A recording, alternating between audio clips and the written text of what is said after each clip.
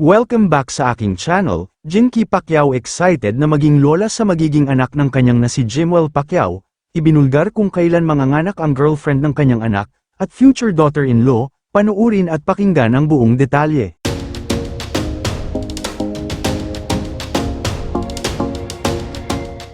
Mukhang pati si Jinky Pacquiao nga ay excited na rin maging lola, dahil mismong siya ang umamin na buntis na ang girlfriend ng kanyang anak at ang kanyang magiging future daughter-in-law. Kaya naman marami ang nagsasabi na sobrang swerte daw ng magiging daughter-in-law ni Jinky, dahil botong-boto sa kanya ang pamilya Pacquiao. Bukod dyan, ay magiging milyonaryo din daw ang asawa ni Jimwell dahil sa sobrang yaman ng magulang nito na si Jinky at Manny. Lalo na ngayon na mas nadagdagan pa ang yaman nito, dahil sa katatapos lang na laban ni Manny kontra kay Barrios, kung saan kumita ito ng mahigit 1 bilyong piso.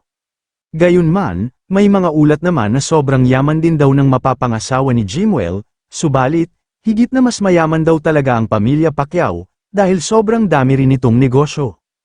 Pero hindi daw mapagkakaila na ibang-iba daw ang turing ni Jinky sa kanyang future daughter-in-law, dahil sa sobrang close nila sa isa't isa. Kaya nga sa sobrang pagka-excite nito sa kanyang magiging apo, ay inamin na nito kay Chavit nang makakwentuhan niya ito, na magiging lola na siya.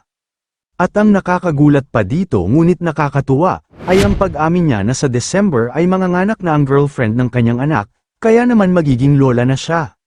Say naman ng mga netizens at kanilang tagahanga, ay nakaka-excite daw kahit ilang buwan pa bago manganak ang asawa ni Jimwell, dahil sa ganda ng girlfriend nito. Kung maging babae man daw ito, ay tiyak mestiza ito. At kung lalaki naman ay malamang ay mestizo ito.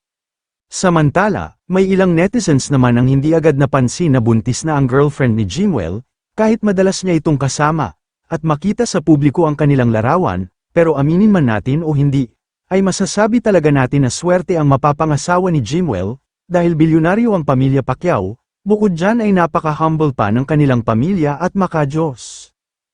Kayo mga ka-showbiz, anong masasabi nyo sa ating showbiz topic ngayon? Kung may opinion kayo ay magkomento lang kayo sa aking comment section.